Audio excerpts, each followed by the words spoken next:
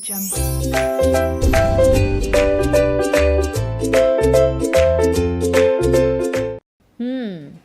fourth is what? And fourth is accumulated balance. And fourth is accumulated balance. बिल्कुल सही. जब आप employer के कॉन्ट्री की बात करते हो, it's a benefit that I got.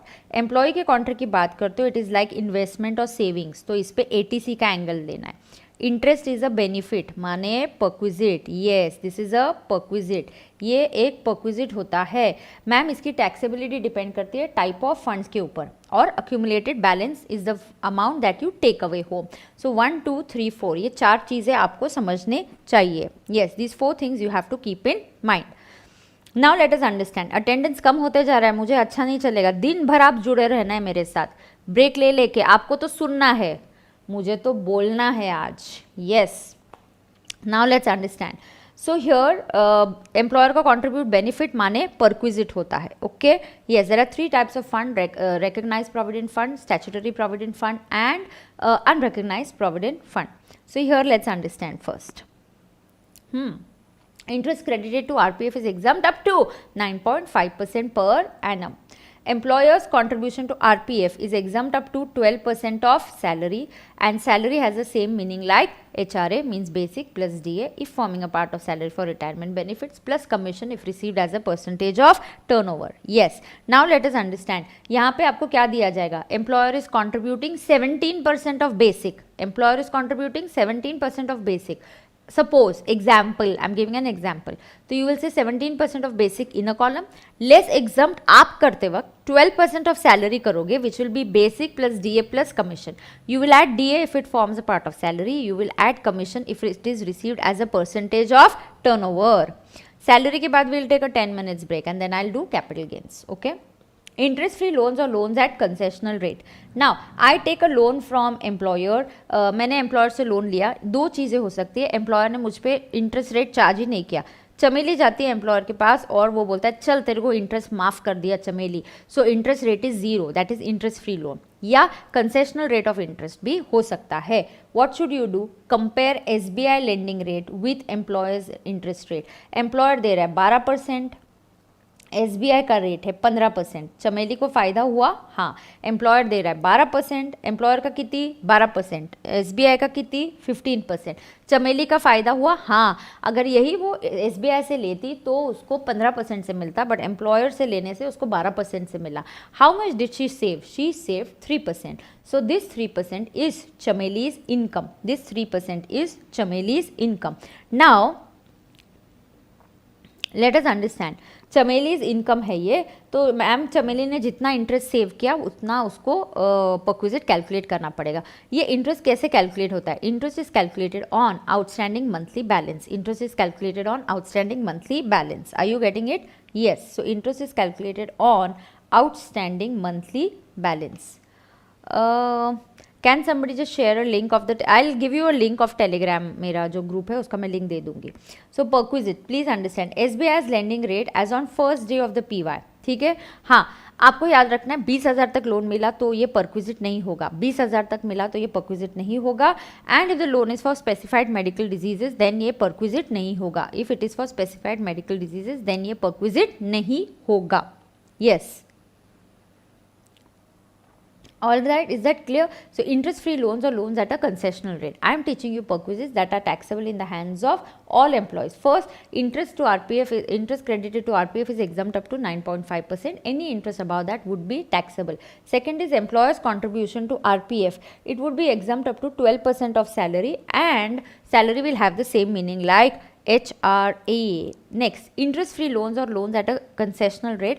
Employer gives you loan. Compare with always SBI lending rate as on the first day and check employer's rate. कभी कभी यहाँ पे गलती क्या होती है? मैम एम्प्लॉयर E मतलब एम्प्लॉयर का rate. Employer is charging 12%. But SBI say it is you are getting it at 10%. Are you getting any benefit? No, there is no perquisite in this case. Please understand, इस case में perquisite नहीं है. There is no perquisite. So understand, go logically, go with a conceptual clarity कि perquisite means perquisite means a benefit, okay, या benefit होगा तो ही perquisite आएगा. If I don't get any benefit, there's no perquisite. So if employer is charging 12%, but जबकि मुझे SBI से I could have got this at 10%, but then I have to understand this is not a benefit and therefore this is not a, there is no perquisite. Yes, so SBI से कम तब benefit हुआ. Yes, so understand benefit है या benefit नहीं है. So total loan amount up to 20,000, no perquisite if the loan is for specified medical diseases. You have to understand this common everywhere. Benefit ज़रूरी नहीं है कि directly employee को मिले. ऐसा हो सकता है benefit can be given to any member of the family also. तो अगर employee की treatment की जगह उसकी wife के medical treatment के लिए पैसे दिए, अगर वो specified medical diseases है, specified in rule 3A, then this will be a exempt perquisite. तो ये exempt perquisite की category में आ जाता है. Okay, is that clear? Yes, these are ATDDB वाली diseases होती है. Okay.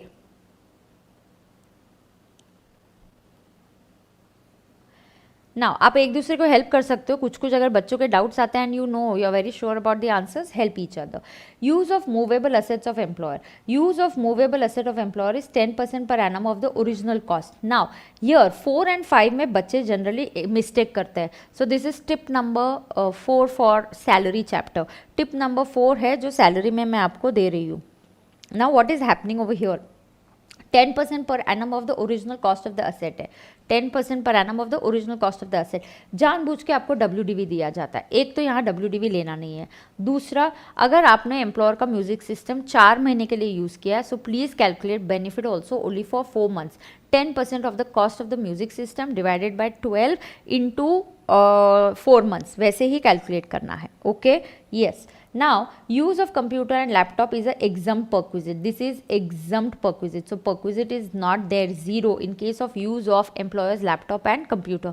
भले आप personal purpose के लिए यूज़ करो, आपको benefit मिले, तब भी exempt होता है. याद रहे, some benefits are taxable, some benefits are not taxable. Some benefits are taxable and some benefits are not taxable. अनमोल बोलता है मैम आपका लैपटॉप गिफ्ट कर दो मुझे. अनमोल, उसके लिए तुझे मेरा काम करना पड़ेगा, तू मेरा एम्प्लॉय बनना पड़ेगा, तब मैं गिफ्ट करूँगी ना तेरे को. तू एम्प्लॉय बनेगा तभी तो मैं गिफ्ट करूँगी, तभी तो तेरा गिफ्ट एग्जम्प्ट हो जाएगा, नहीं तो गिफ्ट एग्जम्प्ट नहीं होगा, है ना. हाँ, रैंक लेके आओ, ये सही बात बोला मानसी ने. यस, रैंक लेके आओ, बिल्कुल सही. चलो, हाँ, movable asset sold by the employer to employee. आ जाना Anmol, done, I will wait for you. Okay, movable asset sold by employer to employee. हाँ, यहाँ पे जब असेट सेल किया जाता है, now you have to understand this difference. एक है यूज और एक है सेल. हाँ, ये कॉमनली पूछा गया है, ICI को ये पसंद है एडजस्टमेंट. क्या एडजस्टमेंट एग्जाम में पूछते वो मैं बता रही हूँ, ठीक है. हाँ, तुम लोग अटेंडेंस कम मत करो रे, काट डालूंगी मैं. Stay focus throughout. हाँ, movable asset sold by the employer to employee. Perquisite is equal to sale consideration minus WDV. मतलब क्या? एम्प्लॉयर की कार है, कार की वैल्यू माने उसका WDV. एम्प्लॉयर की कार है, उस कार का वैल्यू माने WDV. अयो, किधर क्या सिलेक्ट करूँ? उसका WDV is 5 lakhs and employer is selling it to me at 4 lakhs. ओहो, 5 लाख की गड्डी मुझे 4 लाख में मिल गई. यस, 5 लाख की गड्डी मुझे 4 लाख में मिल गई. मेरा तो फायदा हो गया. कितना फायदा हुआ? 1 lakh. Again, a car which is worth 5 lakhs, I got it for 4 lakhs. So, I had to just pay 4 lakhs for a car worth of 5 lakhs. So, I got a benefit of 1 lakh. So, there is a benefit of 1 lakh. बिल्कुल सही. So, you got a benefit of 1 lakh, right? Is that clear to everybody?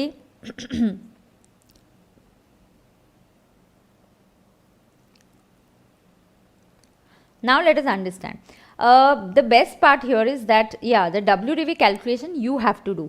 So, you know what happens? Students get confused. जब use of asset बोलते ना, जैसे कि मैंने music system use किया, you know, I'll give you an adjustment. Now, listen, यहाँ पे देती हूँ. In the exam, they give us, come on, focus dear students. Exam में या problem में क्या आता है ना? problem में दिया जाएगा XYZ Limited gave Chameli music system gave Chameli music system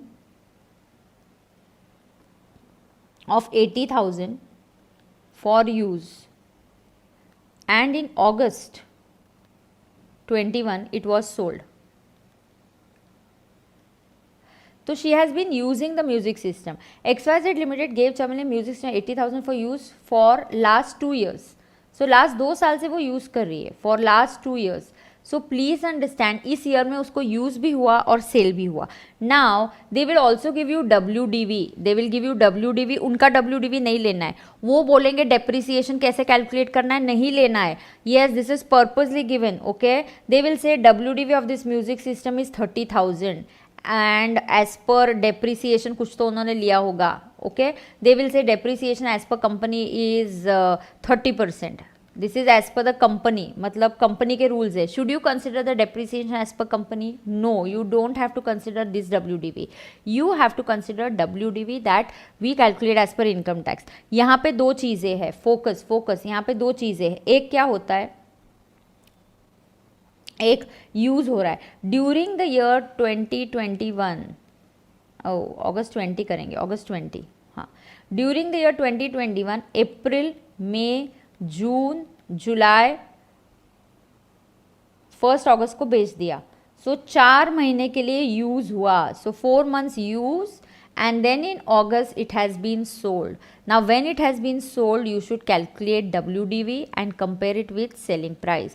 Calculate WDV, compare with selling price. Is there a benefit? So you have to do this, right? So let's say on 1st August 20 it was sold. That means from April, May, June, July use कर रही थी चमेली, 2 सालों से use कर रही है. But इस साल 4 महीने में यूज़ किया तो तुम 4 महीने का परक्विजिट लगाओ. फिर बेचा, ये आता है ऐसे adjustment they give you to confuse you all. They will say कि WDV फलाना फलाना इतना WDV आ रहा है 30,000, हमने 30% डेप्रिसिएशन लिया, हमें आपका WDV नहीं चाहिए, हमें आपका डेप्रिसिएशन नहीं चाहिए. How to calculate WDV? It depends upon if you are having computer and laptop it is 50%, if it is motor car it is 10%, and बाकी सबके लिए it is others will come in the category of 10%. 10% के लिए you will follow SLM, here we will follow WDV, here we will follow WDV. Calculate depreciation for completed number of years. Purposely they will tell you, हाँ, company generally follows a policy of depreciating its assets at 30%. अयो, we don't want your policy, we are going to go as per income tax. So income tax जो बोलेगा हम वैसे ही लेंगे. Calculate depreciation for completed number of years. Calculate depreciation for completed number of years, and then वो जो WDV आएगा compare it with sale price. Suppose आपका WDV आया 20,000 and it is sold to you for only 15,000. So how much benefit did you get? 5,000. हाँ, computer बेचा तो you will calculate. Computer बेचने पे परक्विजिट आएगा. Only use of computer and laptop is exempt from tax, but sale of computer and laptop is not exempt from tax. Use is different, sale is different. Use I am only giving to use, sale I am transferring the ownership. So this is a point जहां पे mistake किया जाता है. तो this is a point जहां पे बच्चे गलती करते हैं, आप लोग गलती नहीं करोगे. So moving ahead, come on. Yes, I know I've covered this concept. Oh, yes. So this concept I've covered. I know. In question number 19 of Prashna Manjusha. Correct. Now, fulfillment of obligation, this is quite vast. इसमें सब कुछ आता है. fulfillment of obligation में आता है payment of light bills, right? So payment of light bills या अपने बच्चों की school fees पे करना ये मेरा obligation है. मेरे घर का light bill पे करना ये मेरा obligation है. मेरा profession tax पे करना ये मेरा obligation है. लेकिन अगर मेरा profession tax मेरे employer ने pay किया, मेरा light bill मेरे employer ने pay किया, then it becomes my perquisite because it is fulfillment of obligation. Because it is fulfillment of obligation. Guys, this is marathon and we are on the topic of salary. I first did amendments and now I am doing salary. I covered amendments of income tax today. So first part is amendments, uske baad I started with salary. So stay focused now. Gift voucher and token, yes, above 5,000 it is taxable. Above 5,000 it is taxable. यहाँ पे module में 2 views है. आपको मैंने जो सिखाया है वो व्यू आप रख सकते हो. Yes, come on. So students joining in, I want attendance. Come on. I need to have good attendance here. Now taxable above 5,000 per annum is taxable. Exemption is not available if it is given in cash. तो अगर आपको employer 6,000 cash देता है, 6,000 fully taxable हो जाएगा. लेकिन अगर वो आपको 6,000 की घड़ी देता है तो 5,000 एग्जम्प्ट होंगे. 1,000 will become taxable. 1,000 will become taxable. Is that clear to everybody? भूख लगी है, थोड़ा रुक जाओ ना. I will give a break. Salary तो कंप्लीट करने दो. Let me complete salary, then will take a break. अभी परक्विजिट्स तो कंप्लीट करते हैं, फिर ब्रेक लेते हैं. ऐसा मैं पूरा दिन में चैप्टर कैसे कंप्लीट करूंगी? चलो, ट्रैवलिंग, टूरिंग, अकोमोडेशन. हाँ, ना ये सारे सिमिलर है. परक्विजिट्स के बाद ब्रेक देती हूँ, ठीक है. ट्रैवलिंग, टूरिंग, अकोमोडेशन कैसे होता है देखो. Travelling, touring, accommodation, credit card expenses, club expenses, these are similar. Okay, जितना भी खर्चा एम्प्लॉयर ने किया, कौन से सिमिलर है मुझे बताना. Travelling, touring, accommodation and credit card expenses and club expenditure. Whatever expenses are incurred by employer minus expenses incurred by employer minus हम लोग क्या करेंगे, minus expenses incurred for official purpose, क्योंकि वो perquisite नहीं होता, minus amount recovered from employee. So for perquisite number 8, 9 and 10 it is same. Expenses incurred by employer minus expenses for official purpose minus क्या, minus amount recovered. तो ये ऐसे perquisite निकाला जाता है. अब लंच एंड रिफ्रेशमेंट में क्या होता है. Okay we won't take a break. Chill. Salary के बाद ब्रेक ले लेंगे, कोई बात नहीं है.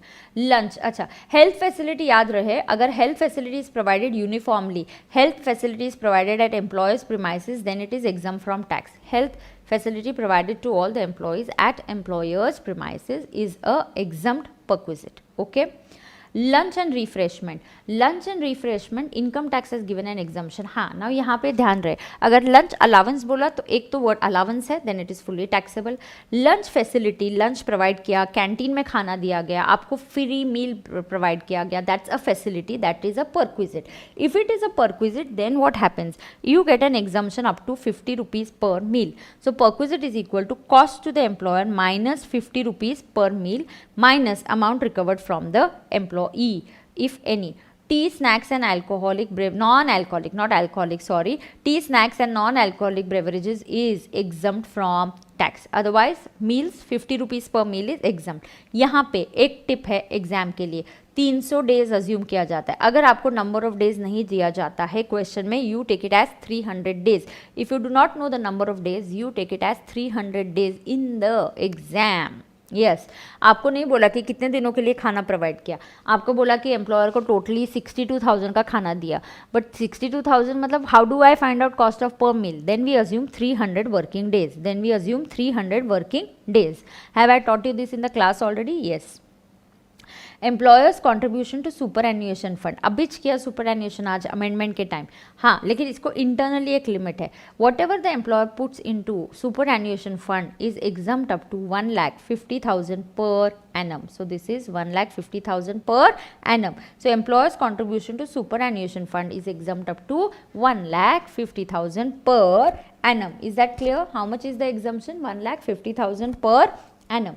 ESOPs are stocks given to the employees. ESOPs are the stocks that are given to the employees. Yes, at a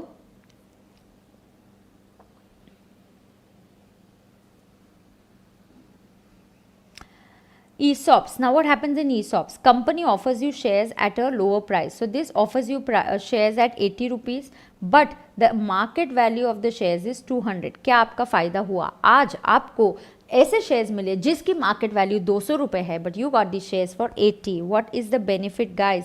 you got a benefit of 120 per share. Yes, this is your perquisite. चलो, superannuation fund exempt up to 1,50,000. Correct. मैंने ज़्यादा stress use और cell पे दिया क्योंकि वो exam view point से भी इंपॉर्टेंट है और बच्चे यहाँ पे गलती करते हैं. उसके बाद कंपनी आपको ESOPs दे रही है, मतलब shares at a concessional price. You are getting the shares at 80 rupees, but FMV is 200 rupees. Now you got a benefit of 120 per share. यहाँ पे आपको ये याद रखना है, ऐसे आपने 120 इंटू 1000 शेयर्स लिए तो आपका परक्विजिट होगा 1,20,000. There is a amendment that has come in your AY 21-22 which says if ऐसे शेयर्स आपको कब मिले? ऐसे शेयर्स आपको कब मिले? ऐसे शेयर्स अगर आप स्टार्टअप में काम कर रहे हो। So if I am an employee of startup, if I am an employee of startup, अगर मैं स्टार्टअप की एम्प्लॉय हूँ तो तुरंत टैक्स नहीं देना। टैक्स मेरा ईसॉप्स के ऊपर का tax has been deferred, ESOPs के ऊपर का टैक्स हैज़ बीन डिफर्ड। कितना टाइम मिलता है मुझे? Either 4 years, okay, so 48 months मिलते हैं, दैट इज 4 years, और when I sell these ESOPs or I stop to be the employee of the company, that means I leave the job, whichever event happens earlier in that year, if I am working as a startup employee, only then I can defer the taxation. क्यों? ESOPs का benefit मिला आज, yes ESOPs का benefit मिला आज, पैसे आज नहीं है मेरे पास, सिर्फ शेयर्स मिल गए यार, फिर भी टैक्स देना पड़ता है बिल्कुल, लेकिन ये बेनिफिट सिर्फ स्टार्टअप के एम्प्लॉयज़ को दिया, कि स्टार्टअप के एम्प्लॉयज़ को बोला गया कि आप ये जो है इसका टैक्सेबिलिटी पोस्टपोन कर सकते हो, डिफर कर सकते हो। जिस असेसमेंट में ESOPs मिला उसके 48 months के बाद, माने 4th year में, you will have to pay the tax, और when you sell the shares you get money, you paid, और you cease to be the employee, you will have to pay the tax, correct. FMV कौन सा लेना है? You have to consider FMV as on the date of exercising the option, you have to consider FMV as on the date of exercising the option. Is that clear? Yes, आगे आगे ESOPs हो गया, yes, आगे करेंगे। Yes, this was an amendment that I told you, this I told you, ये star mark है, amendments are all covered with a star mark in the books. yes, आगे rent free accommodation, so 15-16 तो मैंने आज amendment में ही करवाया है, so that will go faster, so ये वाला परक्विजिट खत्म ही हो जाएगा। Now let us understand.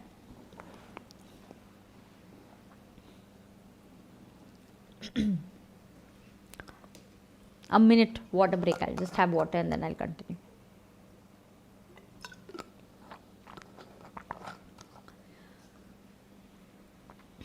Okay, let's get started.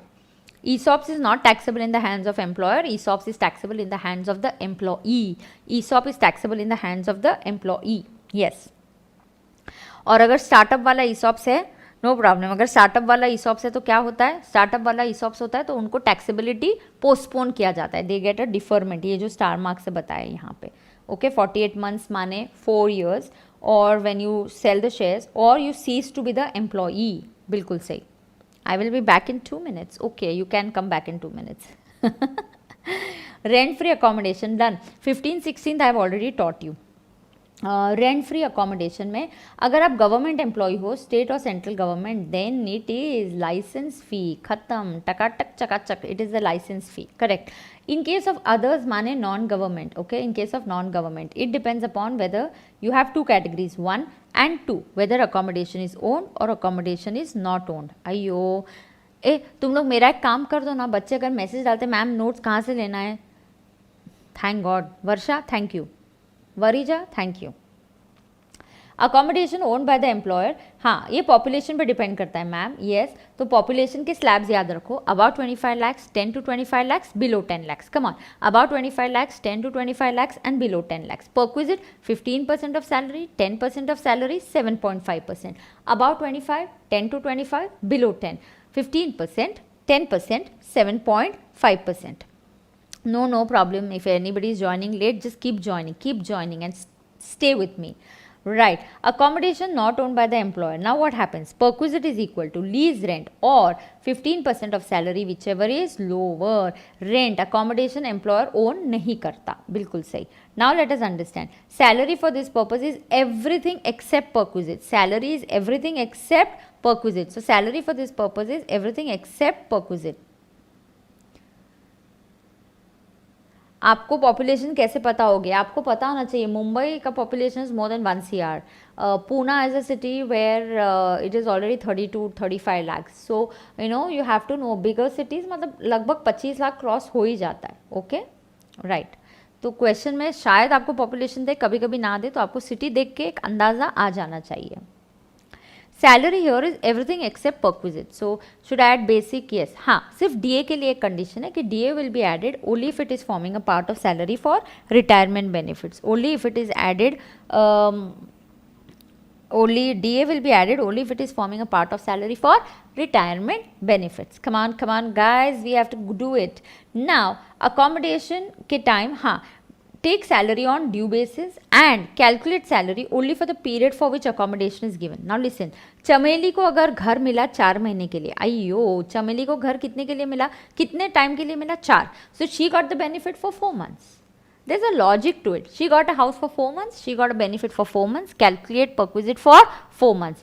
She got the house for 4 months. She got the benefit for 4 months. So calculate perquisite only for 4 months. Do you understand that? Yes. So you should calculate perquisite only for 4 months. बरोबर बरोबर. So here जब आप perquisite 4 महीने के लिए calculate करना चाहते हो तो calculate the salary also for 4 months because perquisite is 15% of salary और 10% of salary. So do the salary working also for 4 months. Correct. हाँ मैम, इस अकोमोडेशन के साथ कभी कभी फर्नीचर भी ऐड होता है. So you get a furnished accommodation. क्या मिलता है आपको? Furnished accommodation. So you will get accommodation plus furniture. तो फर्नीचर का अलग से ऐड करते. कैसे ऐड करते? अगर furniture is owned by the employer then तो we know 10% per annum of the cost of the original asset. If it is not owned, then the rent or the higher charges. Okay, furniture is owned, then it is 10%. Furniture is not owned. See, perquisite for furniture, 10% of the original cost if he owns. Otherwise, higher charges if the furniture is not owned. Now, what you have to understand, अगर आपको hotel accommodation घर की जगह पे मस्त पे की hotel में रहने को दिया, हाँ, then perquisite will be 24% of salary or hotel expenses incurred, whichever is lower. 24% of salary or hotel expenses incurred, whichever is lower. Are you understanding that? Okay. आगे जाएंगे. एग्जाम, अगर अकोमोडेशन रिमोट एरियाज में है तो exempt. Mining site पे temporary accommodation 800 square feet का मिलता है तो it is exempt. Hotel accommodation for less than 15 days is exempt. Up to 15 days is exempt. Very good. Accommodation given to the जजेस of high court and supreme court is exempt from tax. शाबाश. Now ये वाला part मैंने आज amendment lecture में cover कर दिया है. तो 15th वाला पार्ट वो 7.5 लाख के ऊपर वाला और उसका proportionate interest. So 15th and 16th I have already covered it now in amendments lecture today in the first part. So this is already covered. So यहाँ पे ये स्टैट्यूटरी अपडेट पे क्वेश्चन भी किया है. So we have also solve a question from statutory update in case anybody has joined in late. इस पे एक प्रॉब्लम था स्टैट्यूटरी अपडेट्स में. ICI की जो स्टैट्यूटरी अपडेट है उसमें से मैंने क्वेश्चन सॉल्व कर दिया है. So I have finished this category also, that is perquisites taxable in the hands of specified employee. ये 16 है. नेक्स्ट एवाई मतलब जो एवाई 22-23 है उसमें 2 और ऐड हो गए. 2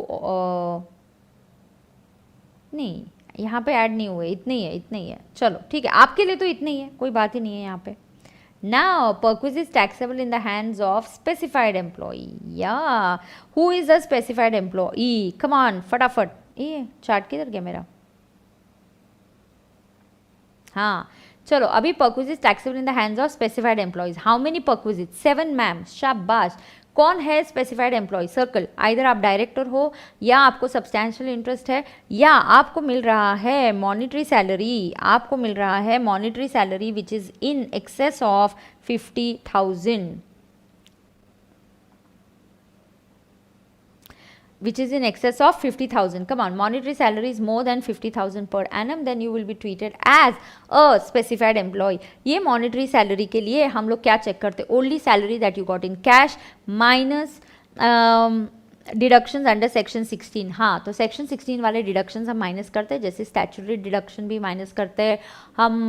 स्टैट्यूटरी नहीं, स्टैंडर्ड डिडक्शन माइनस करते हैं, एंटरटेनमेंट अलाउंस माइनस करते हैं, प्रोफेशन टैक्स भी माइनस करते हैं. डन है? अभी नहीं, अभी थोड़ा ही बचा है, ये कंप्लीट हो ही जाएगा salary. Another 20 minutes will complete salary and then will take a break and then I will do capital gains. Okay,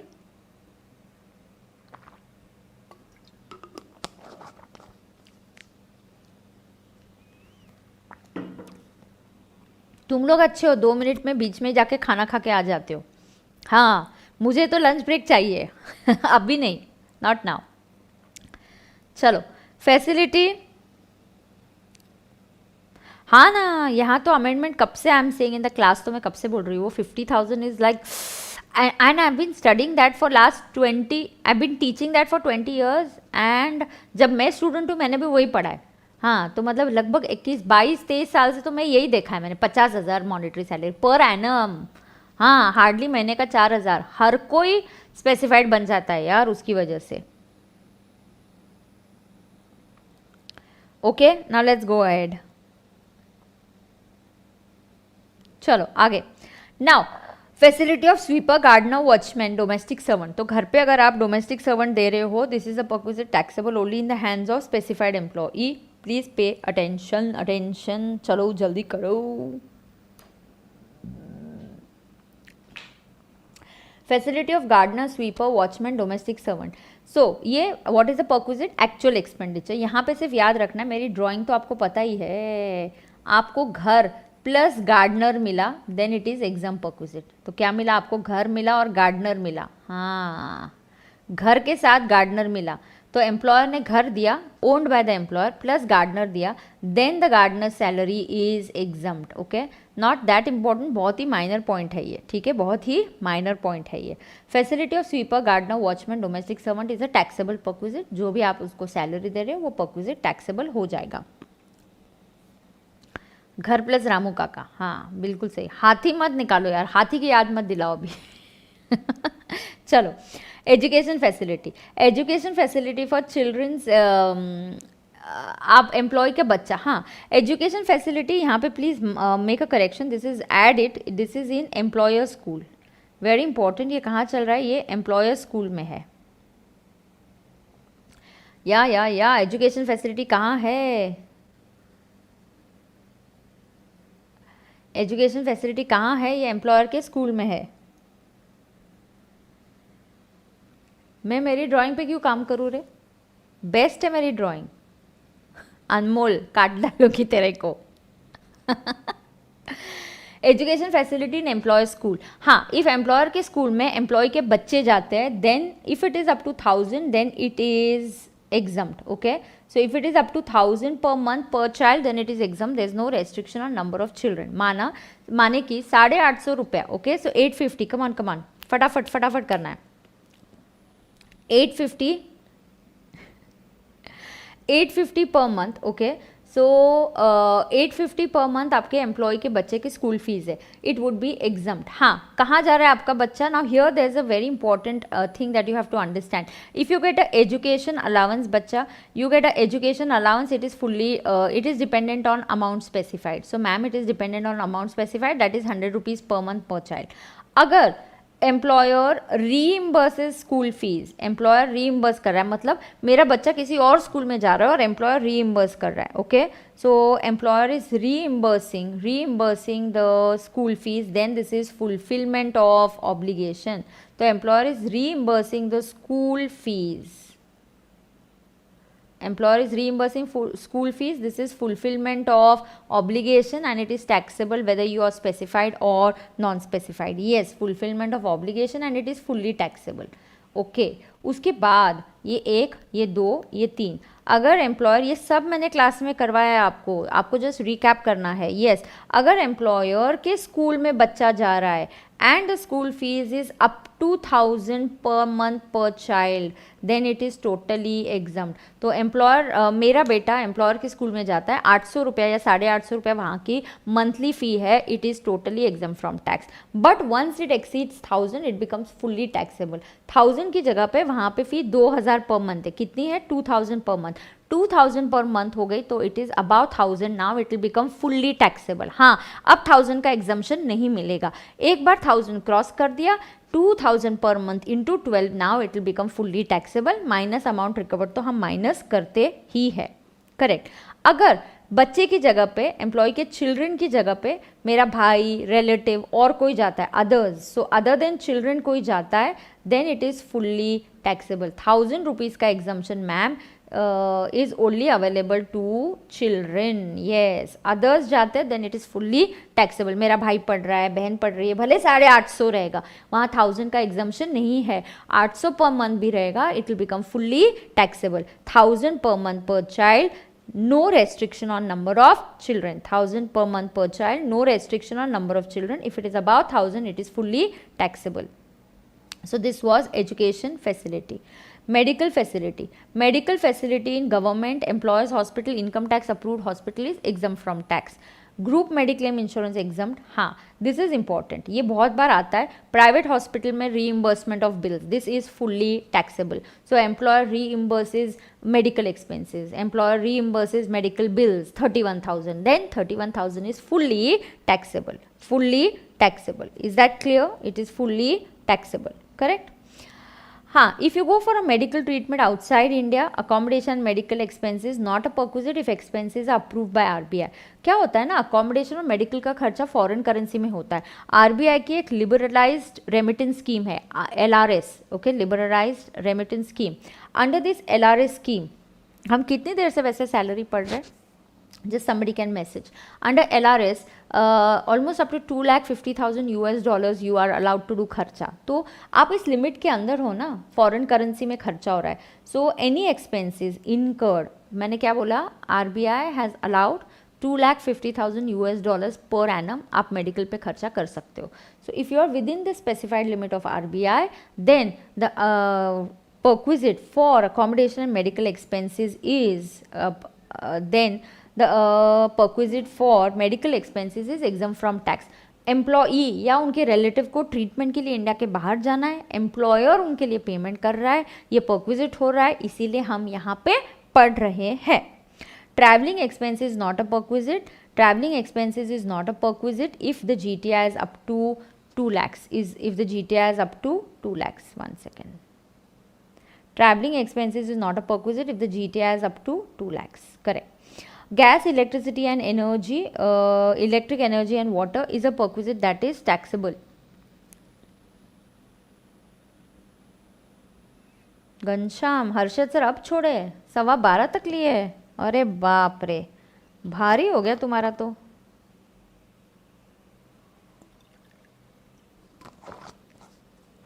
Okay, now understand. Gas, electricity, water provided by the employer is a perquisite taxable in the hands of specified employee. Whatever is the cost to the employee will be employer. Whatever is the cost to the employer will be treated as a perquisite. Whatever is the cost to the employer will be treated as a perquisite. Now, free transport facility. You are getting this transport facility in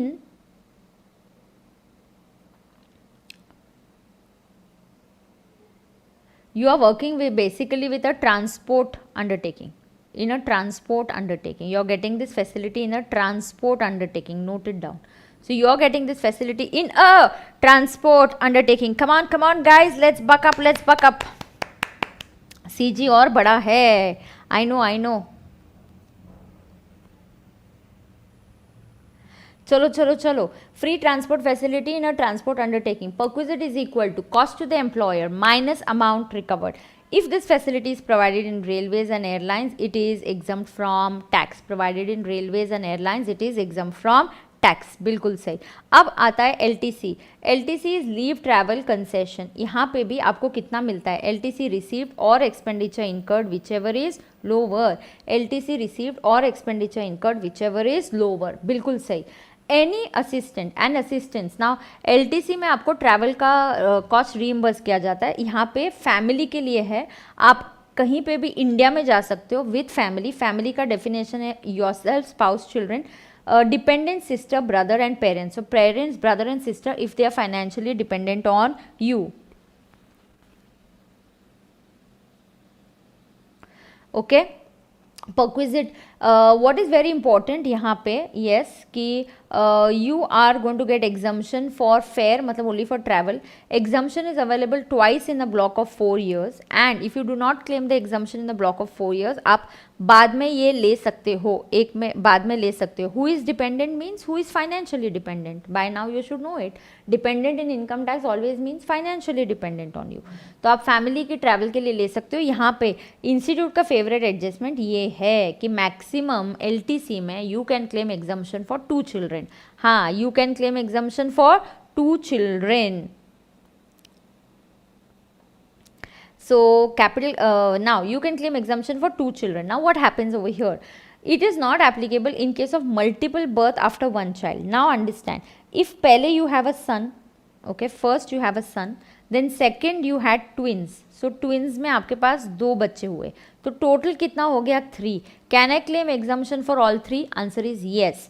हाँ, because this restriction does not apply, restriction of 2 children does not apply in case of multiple births after first child. In case of multiple births after first child, yes.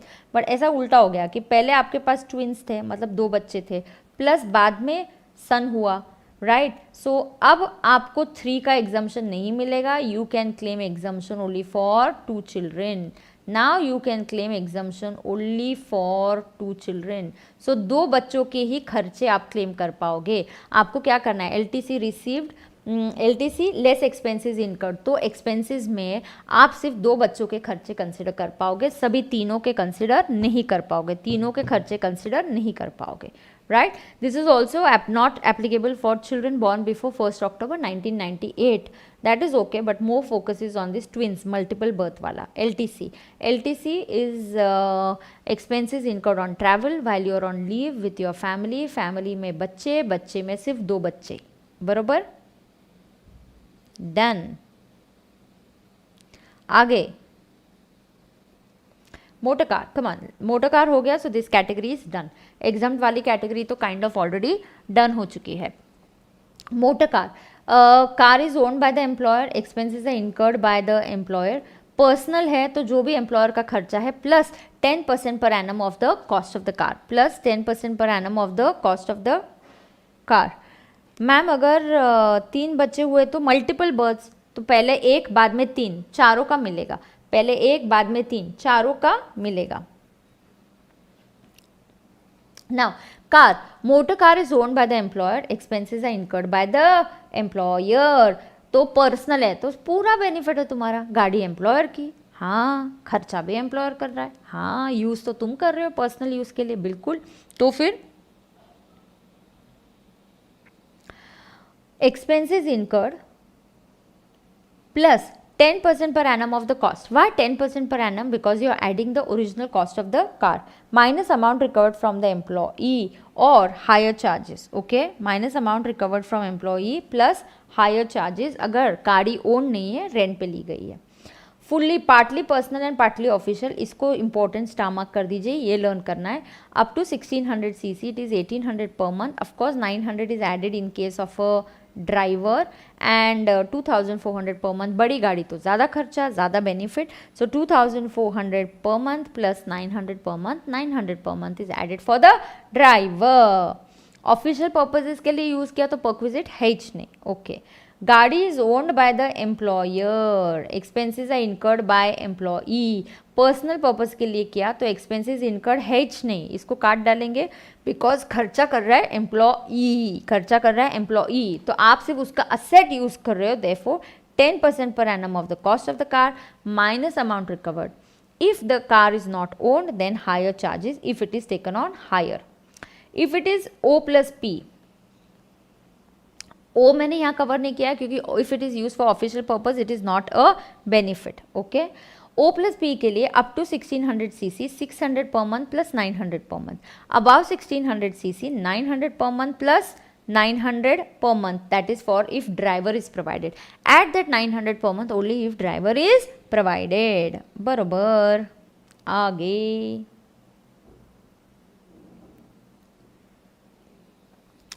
personal actual expenses minus amount recovered. Now listen, car is owned by the employee. अयो employ की गाड़ी, खर्चा employer कर रहा है. हाँ, गाड़ी मेरी है लेकिन खर्चा एम्प्लॉयर कर रहा है, मैं पर्सनल यूज के लिए यूज कर रही हूँ, पूरा benefit. Yes, actual expenses minus amount recovered. Ma'am यार 10% पर एनम क्यों नहीं ऐड किया? क्योंकि गाड़ी एम्प्लॉई की है. बिल्कुल. O प्लस पी के लिए up to 1600 cc actual expenses minus 1800 per month minus 900 per month. And up to about 1600 cc के लिए actual expenses minus 2400 per month minus 900 per month. Guys you have to remember only O plus P. Official use के लिए use किया तो perquisite है नहीं, personal के लिए किया तो पूरा परक्विजिट है. टोटल खर्चा plus 10% per annum of the cost. बरोबर है? हाँ, डन है क्या? यस. हाँ, इफ एक से ज़्यादा कार है, one car will be partly official partly personal and the other car will be fully personal. तो एक से ज़्यादा अगर आपको गाड़ी मिली तो पहली कार को अज्यूम किया जाएगा O प्लस P, दूसरी कार को अज्यूम किया जाएगा personal. Correct. Vehicle only for journey between residence and back, then it is no perquisite. Very important, take completed months. हाँ, if you are got the car for, you use the car for 9 months 10 days, then you should calculate perquisite only for 9 months. Or you got the car for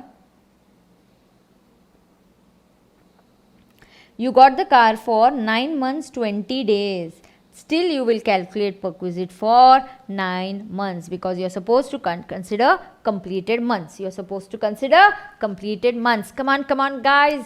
Yes, आपको बीच में पानी पीना है, बीच में कुछ मीठा खा लेना है. You can do that. Stay charged, stay focused in the class. Yes, बिल्कुल आप बीच में खड़े हो सकते हो एंड 2 मिनट यहाँ से वहाँ मुझे सुनने के लिए आप चल के भी सुन सकते हो. Just get up, move around and come back and sit, so you get focused and charged again.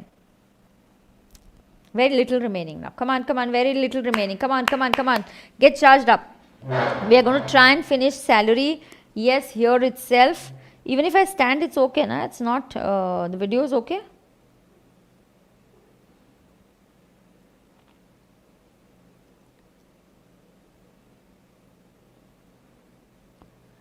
Is it okay if I am standing?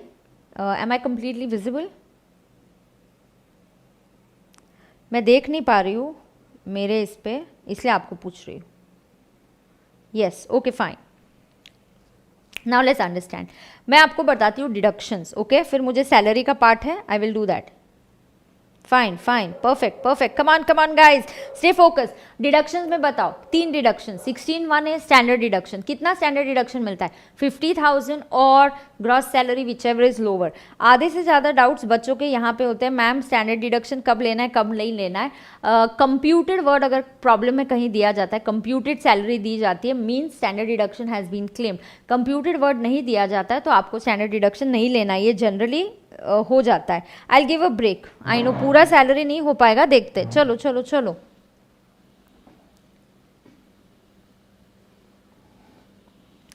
मैं फ्रीज हो गई.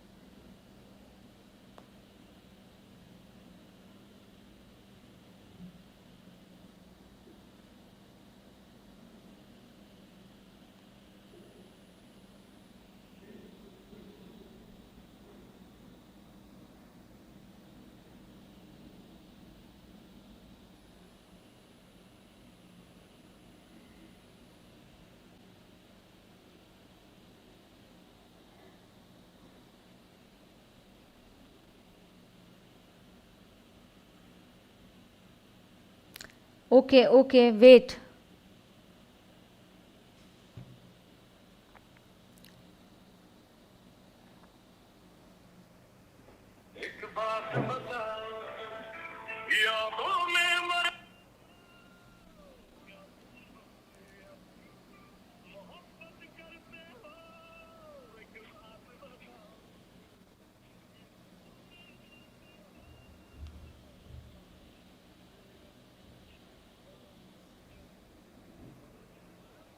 हॅलो प्रसाद, मी हँग झाली आहे, म्हणजे मी फ्रीज झाली आहे.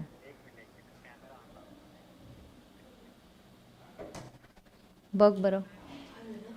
काय नाही. हां काय? हो, काय नाही प्रसाद बघतोय, फ्रीज झाली आहे. Just he is checking. केली.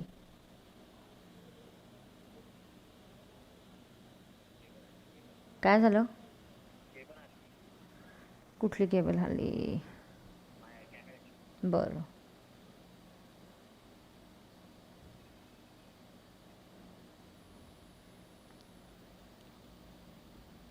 झालं ओके चल हां हां ठीक आहे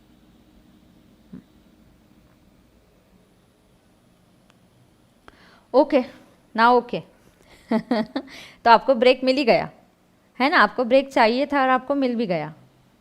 चलो standard deduction now let's understand.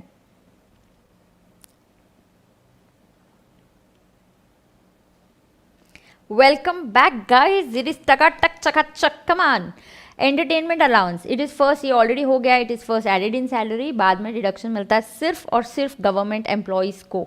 Okay yes, तो ये डिडक्शन मिलता है यहाँ पे. उसके बाद देख profession tax, this is allowed on payment basis, very important. हाँ यहाँ पे ICI का फेवरेट एडजस्टमेंट है. What is ICI's favourite adjustment? ICI का फेवरेट एडजस्टमेंट है टाट यू गेटिंग ना. Okay. Now, what happens here?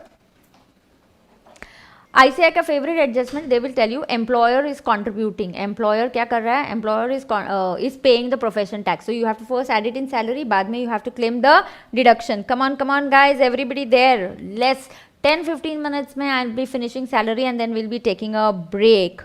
Break दे दूँ अब बीच? ठीक है, चलो इतना तो करवा देती हूँ. Tax paid by employer. ठीक है, अभी ब्रेक चाहिए. ओके तो चलो डिडक्शंस हो गए, परक्विजिट्स हो गया. So let's take a break. So let's take a 20 minutes break ले लेते हैं. Done. So let's take a break now and then we'll continue. तो this is your lunch break. हाँ नहीं ले लेते, कोई बात नहीं. Salary is a big chapter. Let's take a 20 minutes break, कोई बात नहीं, फिर सैलरी ख़त्म करेंगे. सैलरी करा दूँ ख़त्म? क्या चल क्या रहा है? ब्रेक चाहिए कि नहीं चाहिए?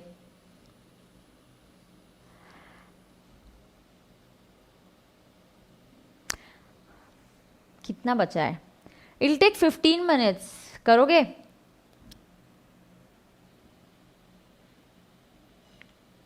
Okay I complete it. चलो I complete it, no problem. जिसको ब्रेक चाहिए वो 5 मिनट एक घूम के आ जाए, चक्कर मार के आ जाए और ब्रेक ले ले. हम सैलरी के बाद ब्रेक करेंगे. Okay done, is decided now. Yes we will finish it and then take break. Done. No break, no break. I am having a biscuit. I am not hungry at all. Let's get started guys. Standard deduction सबको मिलता है. हाँ entertainment allowance सिर्फ government employ को मिलता है, बरोबर. Profession tax सबको मिलता है. Profession tax is allowed on payment basis. अगर आपने पेमेंट कर दिया तो आप प्रोफेशन टैक्स का क्लेम कर सकते हो. So profession tax is allowed on payment basis. Is that clear? Yes ma'am. Okay उसके बाद आसिफ बेटा ब्रेक नहीं लेंगे अभी, कंप्लीट करवा देंगे और उसके बाद मैं ब्रेक लूँगी. ठीक है. अब क्या होगा? प्रोविडेंट फंड, ये मैंने बता दिया है. अलग अलग टाइप के फंड्स है, स्टैट्यूटरी, RPF, URPF. हाँ एग्जाम व्यू पॉइंट से ये याद रखना है, interest on PPF somewhere note it down is exempt from tax. Public provident fund का जो इंटरेस्ट है इज एग्जाम फ्रॉम टैक्स, बरोबर. चलो आगे जाएंगे. आगे बढ़ेंगे. Provident fund, employer's contribution to RPF is exempt from tax. Employer's contribution to statutory PF is exempt from tax. Employer's contribution to RPF is exempted up to 12% of salary. उसके बाद employer's contribution to URPF is exempt from tax. Interest credited to RPF, statutory PF is exempt. RPF is exempt up to 9.5%. URPF is exempt. इसके बाद ATC, employees contribution is available for statutory. Employees contribution के लिए ATC मिलेगा if it is a statutory.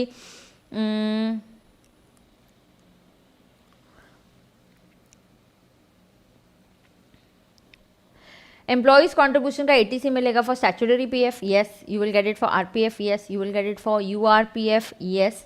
And आपको URPF के लिए नहीं मिलेगा, सॉरी यूआरपीएफ के लिए नहीं मिलेगा, स्टैट्यूटरी पीएफ के लिए मिलेगा, आरपीएफ के लिए मिलेगा, यूआरपीएफ के लिए 80C नहीं मिलेगा। मैम ऐसे तो लग रहा है यूआरपीएफ बेटर है, नहीं, बट ये अक्यूमुलेटेड बैलेंस ना, accumulated balance is important from exam view point, please it is important from exam view point. हाँ,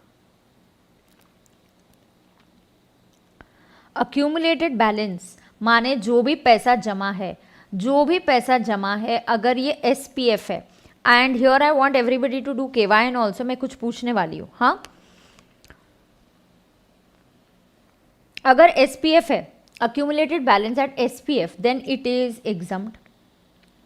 If it is RPF, ये एग्जाम में अभी RTP में भी पूछा गया था, इसलिए सुनना, RPF में it is exempt, but the condition is you should have rendered continuous service. You should give continuous service of 5 years. How much service you should give? Continuous service of 5 years. तो आपको देना है continuous service of 5 years. SPF is exempt, RPF is exempt, and RPF में there is a condition that you should render a continuous service of 5 years. कितना service देना है? Continuous service of 5 years देना है, ओके। लेकिन this continuous service if you are not able to render because of ill health तो चल जाएगा। So if you are not able to render continuous service because of ill health तो चल जाएगा, तो कोई प्रॉब्लम नहीं है, तभी एग्जम्पशन मिल जाएगा आपको। URPF will become taxable. URPF का अक्यूमुलेटेड बैलेंस क्या हो जाएगा? टैक्सेबल हो जाएगा। अक्यूमुलेटेड बैलेंस की बात हो रही है, कौन से अक्यूमुलेटेड बैलेंस की बात हो रही है? SPF, RPF and URPF. Continuous service of 5 years and ill health होगा तो भी चलेगा। URPF is going to be taxable.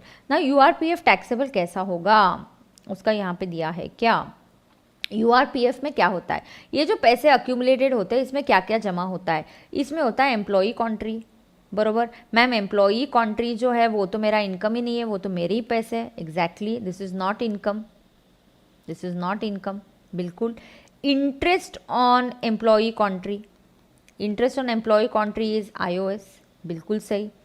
तीसरा होता है employer contri, employer contri and interest on employer contri, ये दोनों मेरा इनकम है and they will come under salary, correct. Whenever accumulated provident fund, withdrawal from provident fund is taxable, do we deduct TDS? I want the answer from your, come on, जो भी आपके class के notes है आप खोलो और देखो, अगर ये provident fund taxable होता है, okay, so whenever this provident fund is taxable, do I deduct TDS? So what is the TDS का सीन, मुझे वो चाहिए। चलो फटाफट, accumulated balance ये आरपीएफ का रहा तो एग्जम्प्ट हो जाएगा, then it becomes a capital receipt, exempt from tax, बिल्कुल टैक्स नहीं लगेगा। एसपीएफ होगा तो एग्जम्प्ट होगा। मैं नहीं करने वाली केवाईएन, आप करोगे KYN. I will call for water, my water is over, you are going to tell me KYN करके टीडीएस का क्या सीन है। ये मेरा सारांश है, मेरे पास भी है, मैं भी केवाईएन करती हूँ, आप भी कीजिए, या आप रामबाण से केवाईएन कीजिए।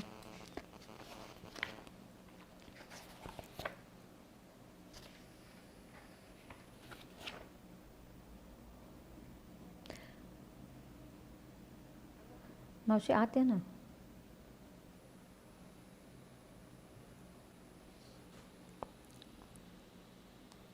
चलो जल्दी। क्या रेट है टीडीएस का? टीडीएस कटेगा, यस। इस टाइप का स्टडिंग करना होता है, इसको ब्रेन मैपिंग बोलते हैं। इस टाइप के क्वेश्चंस एग्जाम में आते हैं। Do I do this brain mapping in the class also? Yes we do this and it's a very good exercise. TDS कटेगा, what is the rate of TDS? TDS का rate है 10%, TDS का rate है 10%, so TDS कटेगा। Coffee दे, coffee. TDS का rate क्या होगा? 10% और टीडीएस डेफिनेटली कटेगा, yes. So 10% TDS will be deducted, but भाई लोग फिलहाल 10 ही है, हाँ, इस पे 7.5 नहीं है दिव्या। यस, क्या मैं आपके साथ टीडीएस करूंगी? यस, मुझे आपके साथ आज करना बहुत कुछ है, वक्त कितना साथ देता है वो देखने की बात है, अदरवाइज तो कोई प्रॉब्लम नहीं है। यस, तो यहाँ पे मैं आपके साथ टीडीएस भी करने वाली हूँ।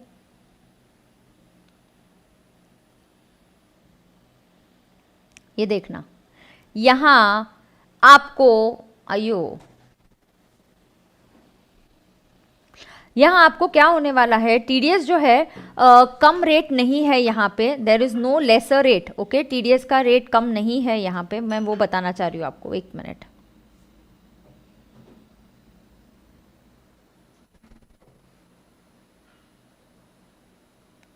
ठीक है, ये देखो, yes, TDS rate is 10%. That less rate of TDS of COVID is not applicable here. That's the key point that I wanted to tell you. इस पे रिडक्शन नहीं है। हाँ, 192 premature withdrawal. Ma'am why are they using the word premature? Because आप 5 साल से पहले लेते हो, 5 साल का लिमिट है यहाँ पे, आप 5 साल से पहले लेते हो तो इसको बोलते प्री मैच्योर, यस, इसको बोलते pre mature withdrawal. Good afternoon Harshad, चलो ज्वाइन इन फटाफट। 10% लगता है और इस पे रिडक्शन नहीं है कोविड की वजह से। 14th मई से लेके 31 मार्च 2021 तक जो भी है टीडीएस में 75% के रेट्स हमने कट कर दिए। टीडीएस में हमने 75% के रेट कट कर दिए। 50,000 के ऊपर अगर है, थ्रेशोल्ड लिमिट है, and then TDS will be applicable. So this is what I had to teach you. Did you understand this? ऐसे टाइप की स्टडीज करोगे तो बेहतर होगा, जो मैं क्लास में वैसे भी ब्रेन मैपिंग आपसे करवाती हूँ। Now,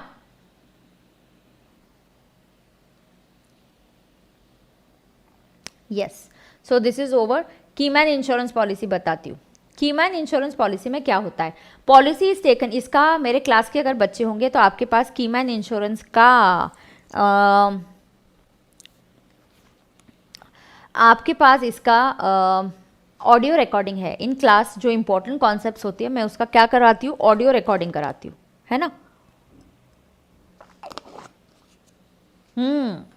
You all have an audio recording of Keyman Insurance. Yes, keyman insurance policy employer लेता है, अपने स्टाफ के लिए लेता है, और ये पीजीपीपी में भी कॉन्सेप्ट है तो अभी करवा देती हूँ। So keyman insurance policy a company, okay, पहले ये जो है एक कंपनी है, माने एक एम्प्लॉयर है, अपने स्टाफ के लिए कीमैन इंश्योरेंस पॉलिसी कराती है फॉर अ स्टाफ। या एक की पर्सन है, ये अपना की पर्सन है, भाई ये अगर चला गया ना तो मेरी कंपनी है ना वो डूब जानी है। हाँ, अगर ये चला गया तो मेरी कंपनी जो है वो डूब जानी है।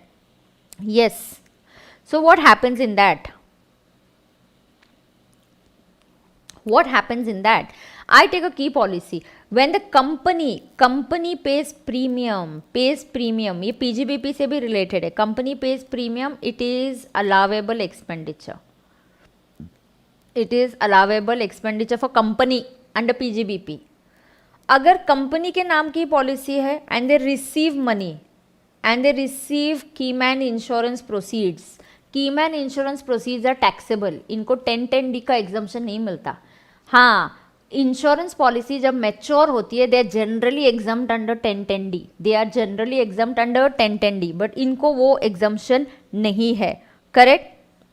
रिसीव कीमैन इंश्योरेंस के रिसीट्स, तो आपको कीमैन इंश्योरेंस के रिसीट्स आ गए, पैसे आ गए कीमैन इंश्योरेंस के, so you got the money for keyman insurance, then this is taxable as business income, taxable as business income, ऐसा हमने पढ़ा है सेक्शन 28 में, taxable as business income, and this I have studied in section 28. Yes, so I have studied this in section 28.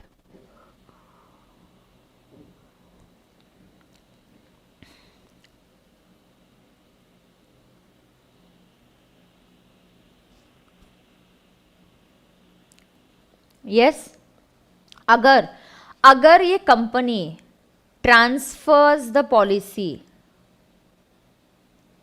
to the staff, then it becomes a perquisite. There are three important things. One, company pays the premium, allowable expenditure. Keyman Insurance receives the insurance receipts, is taxable as business income. It's not exempt. It's covered under section 28. It gets covered under PGBP. Keyman Insurance की receipts ये taxable exempt नहीं होती. अगर ये transfer कर दी policy को, बोल दिया स्टाफ को, बोल दिया चमेली ये ले, आज से ये पॉलिसी तेरी हो गई, तेरे नाम पे कर दी, यस, तो आपने चमेली को आज से पॉलिसी उसको दे दी। सो आज से आपने पॉलिसी किसको दे दी? चमेली को। Then what happens? This becomes a perquisite for the employee. या आपने फ्री में उसको पॉलिसी दे दी, आपने प्रीमियम पे कर दिया, तो आपने उसको, ये हो जाएगा परक्विजिट। ओके, टीडीएस में करवाऊंगी, मैं TDS करवाऊंगी, डेफिनेटली करवाने की कोशिश करूंगी. TDS is there on my important list. Now let us understand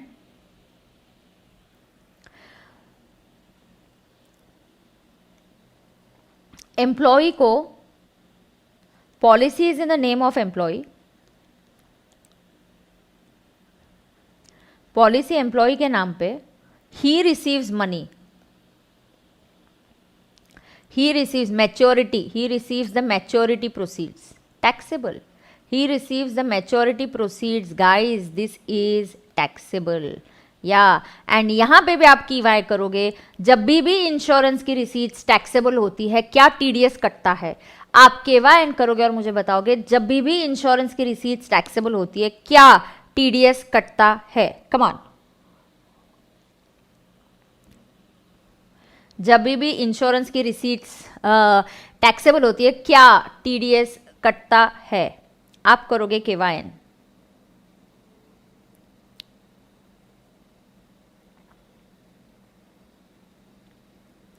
insurance की रिसीट्स कटने पे क्या TDS लगता है? Come on, you will do KY.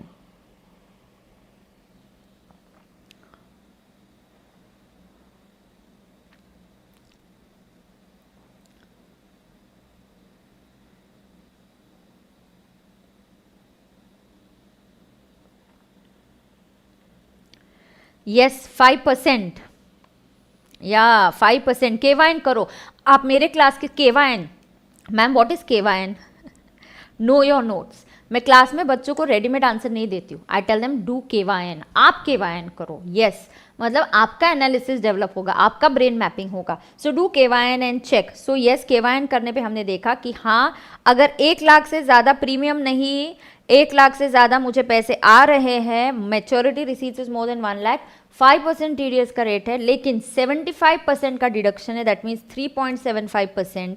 Yes, on the maturity receipts, whatever maturity receipts I get, the insurance company will have to deduct TDS. Yes, they will have to deduct TDS. बिल्कुल उनको TDS deduct करना पड़ेगा. And the rate is 3.75 from 14th May to 31st of March. Yes. तो अच्छा, no TDS will be deducted if it is exempt under 1010D. Sometimes insurance maturity receipts are exempt under section 1010D. Sometimes insurance maturity receipts are exempt under section 1010D. Now, when is that sometimes when they are exempt? जब आपकी premium का amount, when your premium amount is within 10% of sum assured, then this will become exempt. Yeah, if this is a policy after, it's very important from exam viewpoint, after 1st April 2012, and if it is before 1st April 2012, your premium amount should be within the limit of 20% of sum assured. Then it is exempt under section 1010D. Ma'am आप 1010D पे कैसे पहुँचे? क्योंकि मैंने keyman insurance करवाया. Keyman insurance 1010D में exempt नहीं होता. Keyman insurance policy is not exempt under 1010D. Company की पॉलिसी है, मैंने स्टाफ का इंश्योरेंस करवाया कि ये अगर छोड़ के गया तो मेरे बिजनेस में नुकसान होगा, तो मैंने मेरे बेनिफिट के लिए पॉलिसी करवाई है. मुझे पैसे मिलते तो मेरा बिजनेस इनकम. अगर मैंने स्टाफ को पॉलिसी दे दी, स्टाफ को पैसे मिलते तो स्टाफ का income. This is not exempt under 1010D and therefore TDS will be deducted at 5% और the reduce rate of 3.75%. Is that clear to everybody? If you satisfy this conditions, जो insurance policy, life insurance policy ये premium वाला 10% या 20% वाला criteria satisfy करते हैं, वो 1010D में एग्जम्प्ट होते हैं. If you feel that my lectures गणों की सिर्फ सैलरी, तो मैम सिर्फ सैलरी सैलरी सैलरी पढ़ाएगी, ऐसा नहीं होगा. सैलरी से अगर कोई और कॉन्सेप्ट है तो वो, उससे TDS है तो वो. क्यों? क्या एग्जाम में चैप्टर सीधे से स्ट्रेट फॉरवर्ड क्वेश्चन नहीं आते सिर्फ सैलरी पे, ये सब लिंक्ड होके आता है. हाँ, तो आपको वैसा ही पढ़ना पड़ेगा. चलो done.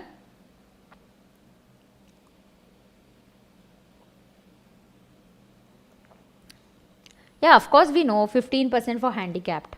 We know 15% for handicap person. बिल्कुल. TDS फिर से नहीं बताऊंगी, अतुल इतना ही बताया. 5% TDS है बेटा, खत्म. जो भी तेरे को इंश्योरेंस के पैसे मिलेंगे, 5 लाख 6 लाख, अगर ये टैक्सेबल हुए तो इस पे 5% TDS कटेगा, नहीं तो 3.75% TDS कटेगा. Simple. Divya, I didn't understand your question only.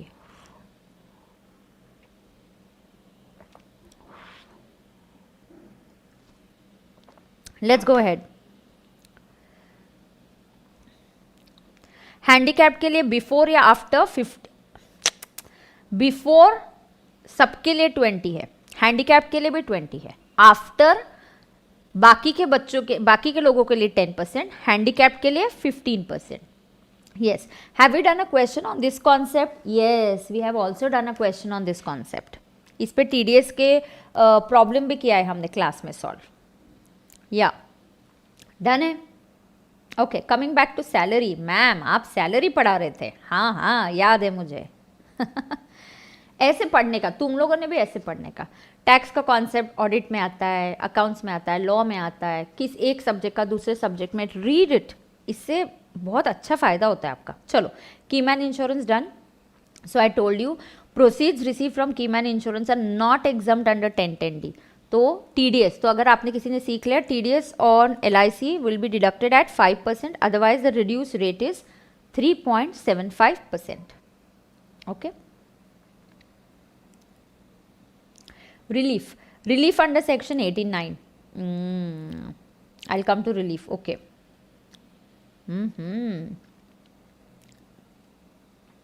Relief और फिर सैलरी का ग्रेचुटी वगैरह बढ़ाना है. थोड़ा ही पार्ट है, चलो कोई बात नहीं.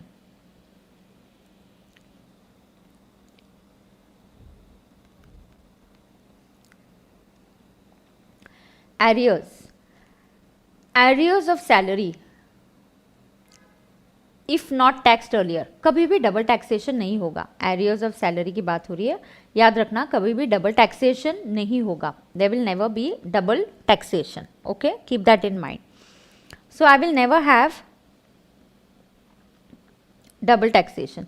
ज्योति is asking a question, ma'am 3.75 कब डिडक्ट होता? अयो, if you get the maturity proceeds between 14th May 2020 to 31st March 2021, the rate is 3.75%. 75% reduction is there. Okay. Now coming to relief.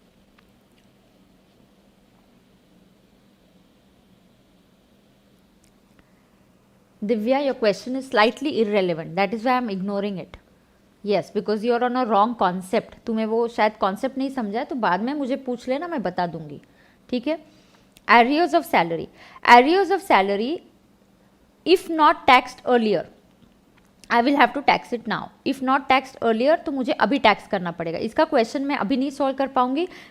Arrears पे मैंने, रिलीफ पे आपको मैंने 2 question solve करवाए हुए हैं क्लास में. आपको अगर लगेगा तो वो रिकैप कर लेना, आज वो क्वेश्चन कर लेना, तो सैलरी अच्छे से टकाटक चकाचक हो जाएगा आपका. Arrears of salary if not taxed earlier. What happens if arrears of salary is not taxed earlier? You have to tax it now. Ma'am ideally you should have taxed it earlier. बिल्कुल, but मुझे पता ही नहीं था ना bonus मिलेगा कि नहीं मिलेगा. हाँ, मुझे पता नहीं था कंपनी मुझे बोनस देगी या नहीं देगी.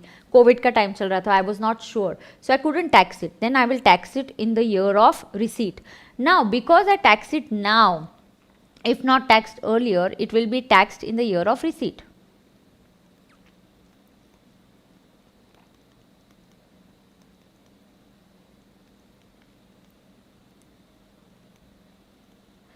It will be taxed in the year of receipt.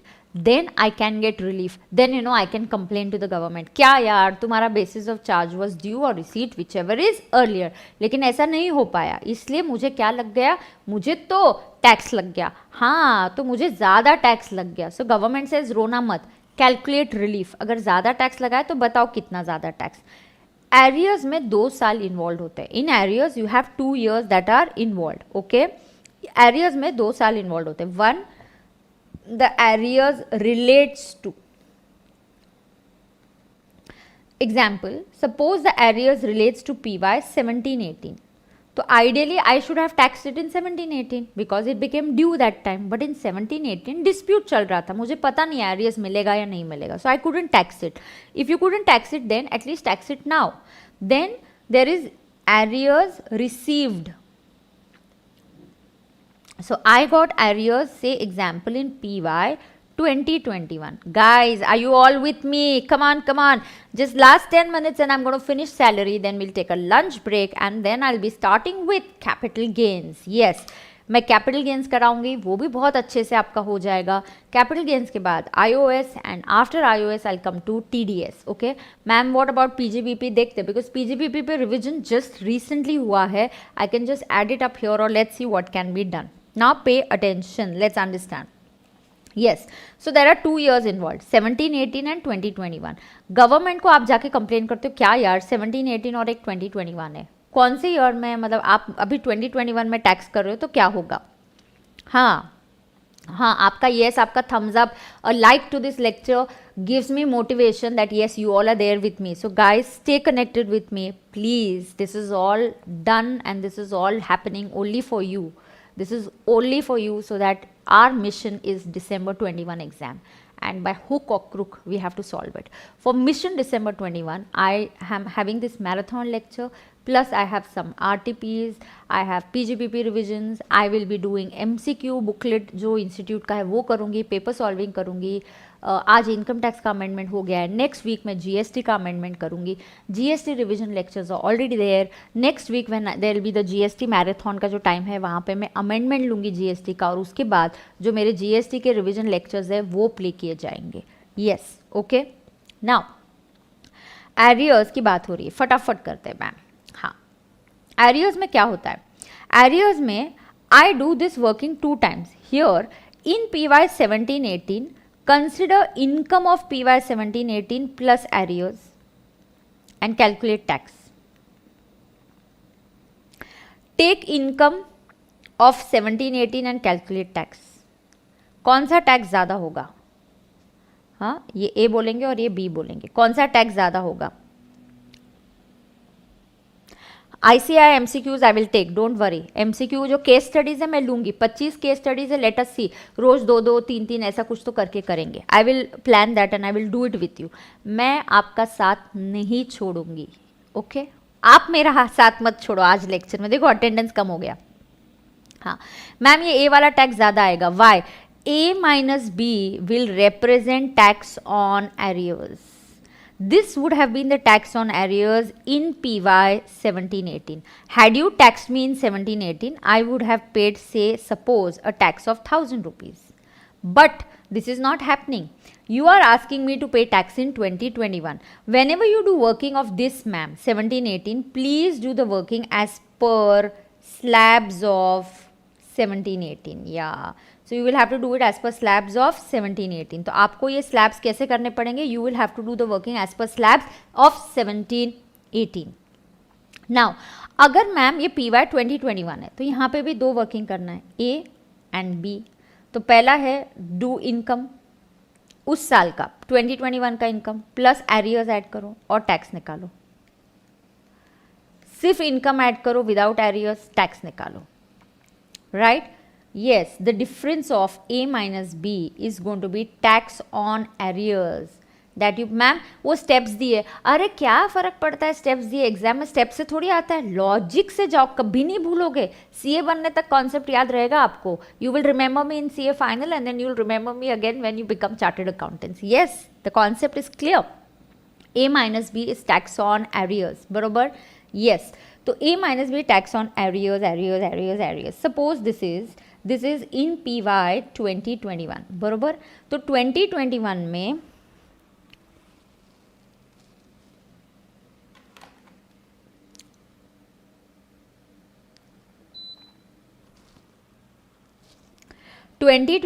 में आपने क्या किया? यहाँ पे टैक्स आ रहा है 1300. Guys, are you paying more tax in 2021? Yes, I was taxed in 2021, so I paid how much more? If I was taxed in 17-18, I would have paid only 1,000 rupees on arrears, and because I'm taxed in 2021, I'm paying 1,300, so I'm getting a relief under section 89, which is 300 rupees. Yes, 1300 minus 1000. ये logic है बच्चा, logic से जाओ, फिर तो steps आप याद रख ही सकते हो. Do you understand this? Correct. Yes, slabs of 17-18 will be obviously provided Anuja in the exam. You do not have to learn. Akash, don't call it marginal relief. Marginal relief बोलते हैं सरचार्ज के लिए मार्जिनल रिलीफ कहाँ बोलते हैं? Surcharge के लिए, इधर मत बोलो। मार्जिनल रिलीफ किधर बोलते हैं? सरचार्ज के लिए, इधर मत बोलो। हाँ, done. So relief of 300, did you understand this? Arrears मैंने एग्जाम्पल्स लेके किया, 2 साल इन्वॉल्व होते हैं हमेशा एरियर्स में। Is this done? जय सिया राम। चलो, रेलेवेंट रेट बताए जाएंगे, यस बताए जाएंगे। Done.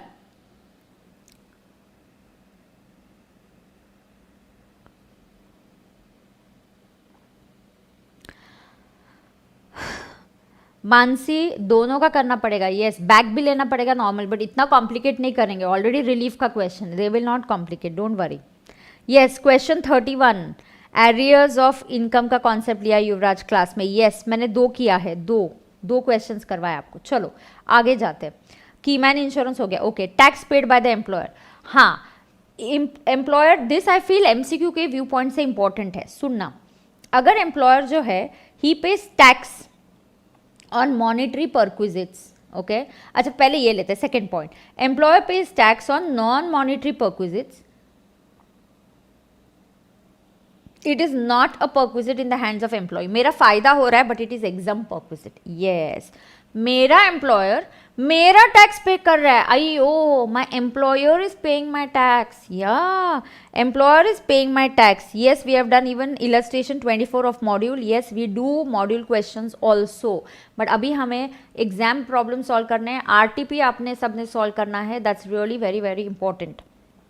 Now tax paid by the employer, pay attention now, tax is paid by the employer, there is monetary perquisites. Now understand, मेरा एम्प्लॉयर मेरा टैक्स पे कर रहा है, ma'am this is fulfilment of obligation, yes, but if he does so on non monetary perquisites then it is exempt from tax, it is exempt, it is not a perquisite, this is exempt for the employee. But tax paid by the employer on monetary perquisites will be my benefit. हाँ, he pays tax for me, it is my benefit. But if he pays tax for me on non-monetary perquisites, it is not my benefit. उस पे tax employer देता है. Why? Because this is a disallowable expenditure for the employer under section 40A. And अब आप इतने mature हो कि अगर कोई खर्चा डिसअलाउ होता है, मैम मतलब वो इनकम में ऐड हो जाता है, इनकम में ऐड हो गया माने एम्प्लॉयर टैक्स पे करेगा. यस, उसको पनिशमेंट दे रहे. क्या रे एम्प्लॉयर, बहुत लाड कर रहा है तू एम्प्लॉय के, क्या रे employer, too much this is यार, you are giving him non monetary perquisites, you are paying his tax also, sorry that tax is not an allowable expenditure, we will add it in your income. Yes, and to avoid double taxation we have given an exemption to the employee. Ma'am, again I'll give you again. No example Varija, it's simple. क्या example देना है? मैंने तुमको घर provide किया, I provided a rent free accommodation, is it non monetary perquisite? Yes, I gave you in kind. उस perquisite का value निकाला और उसका टैक्स भी मैं पे कर रही हूँ. So I am giving you घर ऑल्सो और उस बेनिफिट का टैक्स भी मैं पे कर रही हूँ. So I am paying tax for you employees non monetary perquisite. Ideally it is a benefit for you but it is exempt. हाँ, so ma'am, conclusion, employer pays my tax, employer pays my tax, it is my benefit, it should be taxable. Yes ma'am, it should be taxable. However, when employer pays tax on non monetary perquisites, it is exempt and it is not taxable. So conclusion, employer pays tax of the employee, benefit taxable. Ho, yes, benefit taxable, but employer pays tax on my non-monetary perquisites, it's exempt, not taxable. हाँ ma'am, लेकिन फ़ायदा है ना, don't worry, हम employer से ले लेंगे. हाँ, उसके लिए 40A में डिसअलावेबल एक्सपेंडिचर करके. डन? यस, तो ये पेज हो गया. अब बस सिर्फ ग्रेचुटी, लीव सैलरी और पेंशन करना है, तो आई एम डन. टकाटक चकाचक chapter done. Give me a thumbs up. मैंने बहुत अच्छे से एक्सप्लेन किया, मुझे थम्स अप चाहिए इधर, और नहीं तो क्या. चलो चार्ट 2.2, एक ही बचा है अपना chart.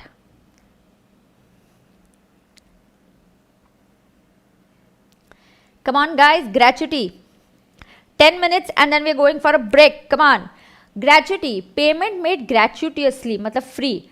Very important, if gratuity is paid during service, during employment, it is fully taxable. Gratuity कब दे रहे? During employment, it is fully taxable. So we're going to take a break in 10 minutes and then I'll tell you half an hour break we'll take and then we'll meet again.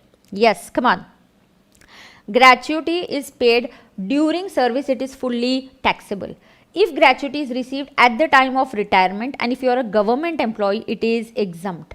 In case you are covered under the Gratuity Act, exemption is least of the following. Gratuity received, 20 lakhs is the statutory limit which you have to remember.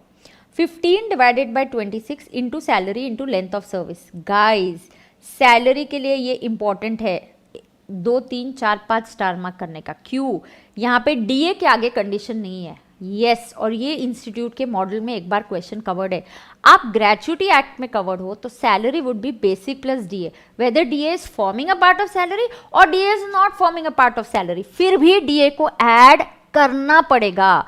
फिर भी आपको DA को add करना पड़ेगा because this is gratuity act वाला salary. This is gratuity act वाला salary, इसीलिए आपको ये ऐड करना पड़ेगा. Okay, yes. सो यहाँ पे डीए तो लेना ही है, वेदर डीए के आगे कुछ दिया है, if forming a part of salary कुछ नहीं दिया, मतलब DA has to be added even if it is not forming a part of salary.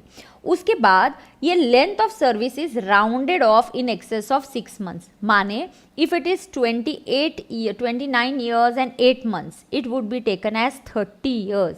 Rounding off in excess of 6 months करना पड़ेगा. Rounding off in excess of 6 months, बरोबर.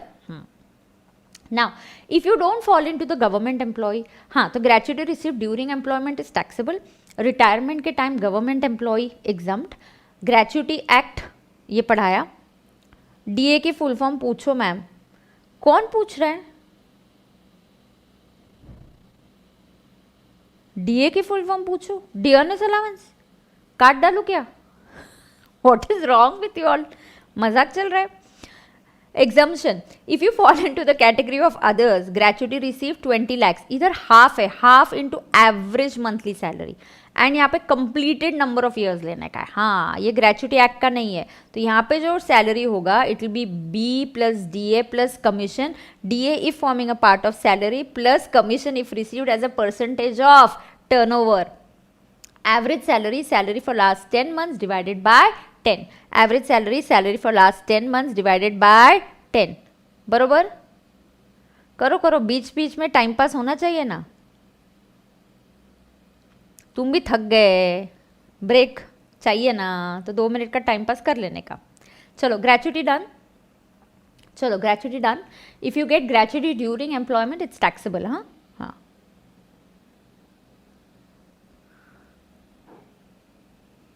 थोड़ा मस्ती होना चाहिए.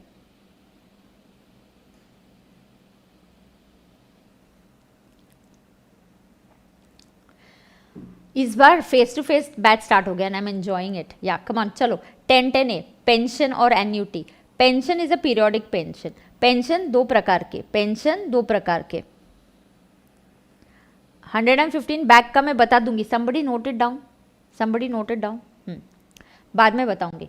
Computed pension, commuted and uncommuted. हाँ, uncommuted मतलब periodic, जिसको कन्वर्ट नहीं किया. आइयो लिखो, uncommuted means periodic, you are getting fixed pension. इसको कम्यूट नहीं किया आपने, लमसम में कम्यूट नहीं किया. ये हर मंथ टू मंथ मिलते ही जाता है. हाँ, तो ये हर मंथ टू मंथ मिल ही जाता है. ओके, तो ये हर मंथ टू मंथ मिल ही जाता है, तो ये बन जाता है पीरियोडिक पेंशन. तो ये periodic pension is always fully taxable whether you are government employee or you are a non government employee. Whether you are a government employee or you are a non government employee, ये fully taxable होता है. Commuted pension माने हमने lump sum में commute कर दिया. अगर आप गवर्नमेंट एम्प्लॉय हो तो it is fully examined. Non government के लिए 2 parts, 1 and 2. It is in receipt of gratuity, then 1/3 of the total pension is exempt. Already तुमको gratuity मिल रहा है ना, तो सिर्फ 1/3 ही exempt करेंगे. 1/3 मतलब 33% and 1/2 मतलब 50%. हाँ, इसको gratuity नहीं मिल रहा है यार, इसको ज़्यादा exemption दे देते हैं 50%. इसको gratuity मिल रहा है, इसको कम exemption दे देंगे 1/3 33.33%. Okay, yes. उसके बाद ऑफकोर्स आपके साथ मैं एंजॉय करती हूँ. किसने बोला रे दिव्या, क्या रे ऐसे बोलने का, और नहीं तो क्या.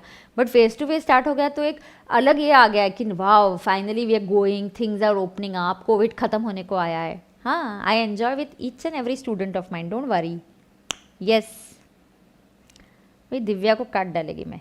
Following pension are exempt. हाँ, फैमिली पेंशन किधर जाता है ma'am? Family pension will go under IOS and that too if this family pension is received by armed forces it is exempt, and pension received from UNO is also exempt, and pension received from UNO is also exempt.